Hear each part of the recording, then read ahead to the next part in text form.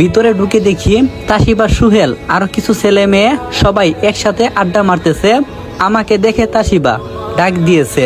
তাসিবা বলল, এই ছোট লোক এদিকে আয়, তোকে না বলছি আমি না আসা অবধি বাহিরে অপেক্ষা করতে, তাহলে আসলি কেন? আমি বললাম, না এমনি, দুপুর গড়িয়ে বিকাল হতে চলছে, এতক্ষণ অপেক্ষা করব তাই ভিতরে এসে দেখছি আপনি আছেন নাকি চলে গেছেন। সুহেল বলল, এই তুই মুখ সামলিয়ে কথা বল, তা না হলে মুখ সেলাই করে দেব। আমি বললাম, সরি স্যার, ভুল হয়ে গেছে। তখনই সবাই হাসাহাসি শুরু করছে। আমি এখন কাউকে কোনো কিছু বলতাছি না, কারণ সময়টা এখন আমার পক্ষে না। যখন আমার সময় থাকবে তখন বুঝাবো আমি কি জিনিস। তারপর সোজা রেস্টুরেন্ট থেকে বের হয়ে গেলাম। অনেকক্ষণ যাবৎ দাঁড়িয়ে আছি, তাসিবার বের হওয়ার কোনো নামগন্ধ নেই। দূর থাকুক, আমি এখনই চলে যাব। তখনই তাসিবা, সুহেল সবাই মিলে বাহিরে এসেছে। তাসিবা বলল, আমরা নাইট ক্লাবে যাব, তুমি যাবে আমাদের সাথে নাকি বাসায় চলে যাবে? আমি বললাম, হ্যাঁ আপনাদের সাথেই যাব। সুহেল বলল, নাইট ক্লাবে যাবে তার রুলস কি তুমি জানো? আগে কখনো গেছো কিংবা চোখে দেখছো? আর যদি এসব কোনো কিছু না করে থাকো তাহলে আজকে মন ইচ্ছা মতো দেখে নিও। আমি বললাম, হ্যাঁ জীবনে এই প্রথম দেখব। তাসিবা সহ সবাই রওনা দিলাম নাইট ক্লাবের উদ্দেশ্যে। গল্পের মাঝে দুইটা কথা বলি, আমি চাই এই ভিডিওতে আপনারা 2000 কপি লিঙ্ক করে দেন। সো এবার গল্পটা এনজয় করতে থাকেন। যদি কপি লিঙ্ক করতে পারেন তো কইরেন, না হলে দরকার নেই। সবাই রওনা দিলাম ভুতুরে নাইট ক্লাবে। সবাই ভিতরে ঢুকছে। সবাই গিয়ে একটু বসে যার যার মতো নাচানাচি শুরু করছে। আমি বসে বসে দেখতেছি। ইচ্ছা করতেছে তাসিবার কানের নিচে দুইটা লাগিয়ে দিতে, এখান থেকে নিয়ে যাই, কিন্তু পাচ্ছি না ওকে। তখন কেউ বলল, হ্যালো মিস্টার, আপনি কি একা? চেয়ে দেখি একটা ছেলে আমাকে জিজ্ঞাসা করতেছে।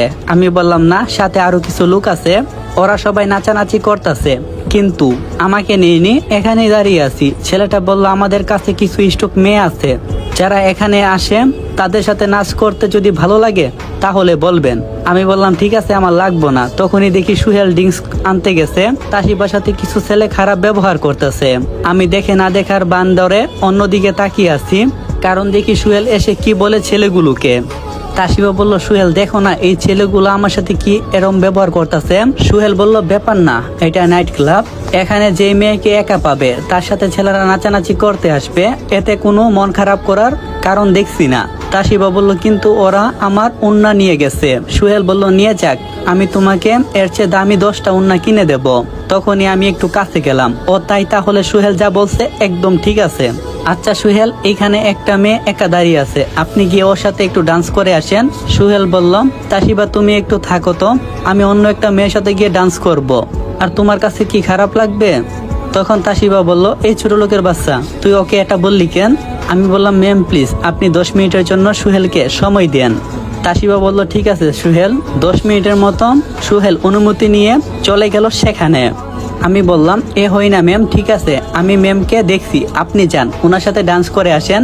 আমি তাসিবাকে আমার শার্ট খুলে দিয়েছি, কিন্তু নিতে চাচ্ছে না। পরে কি মনে করে যেন শার্টটা পরেছে। সুহেল ওই মেয়েটার কাছে গিয়ে মেয়েটার হাত ধরে এক হাত টান দিয়ে ডান্স করতে চাইছে।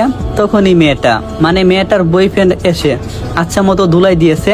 তাসিবা বলল, আরে সুহেল, ওই ছেলেটা সুহেলকে মারতেছে, যাও ওকে বাঁচাও। আমি বললাম, ছেলেটা সুহেলকে মারবে না তো আমাকে মারবে, অন্যের গার্লফ্রেন্ডের সাথে খারাপ ব্যবহার করছে, তো তাকে কি চুপচাপ ওইখানে নাচ করতে দেবে? তখনই সুহেল এসেছে, চোখ মুখ ফুলে গেছে আর তার শার্ট ছিঁড়ে গেছে। সুহেল বলল, ছেলেটা কত খারাপ দেখছো তাসিবা, আমাকে চালাকি করে মার খাওয়াইছে, এই তোর জন্য আমি মার খাইছি, এখন তোর একদিন কি আমার একদিন, এই বলে আমাকে কিছু করতে যাবে। তার আগে আমি বললাম, আমার কি দোষ? আপনি তো বলছেন এইটা ক্লাব, এখানে একটা মেয়েকে একা থাকলে অন্য ছেলেরা খারাপ ব্যবহার করবে, কিন্তু এই ছেলেটা কেন আপনাকে মারলো?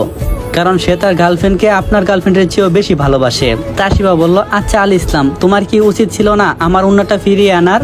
তুমি তো দেখছো ছেলেগুলো আমার উন্না নিয়ে গেছে। আমি বললাম, হ্যাঁ তাতে কি হয়েছে? আমি তো তোমার জন্য এতগুলা ছেলের সাথে ঝগড়া করতে যাব কেন? তুমি কে আমার? তাসিবা বলল, আব্বু বলেছে তোমাকে আমার সাথে থাকতে, আমাকে রক্ষা করতে, তাই তোমাকে বললাম।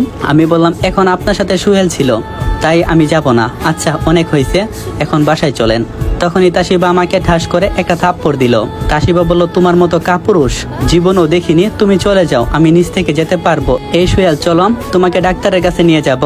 আমি বললাম, হ্যাঁ যান, তাতে আমার কি। আমিও তাসিবার কাছ থেকে বিদায় নিয়ে ছেলেগুলোকে খুঁজতে লাগলাম। কিছুক্ষণ খোঁজার পর দেখি একটা ছেলে গলার মধ্যে ওড়না পেঁচিয়ে রাখছে। আমার আর বুঝার বাকি রইল না এটা তাসিবার। কাছে গিয়ে উন্নাটা ধরে একটা টান দিলাম।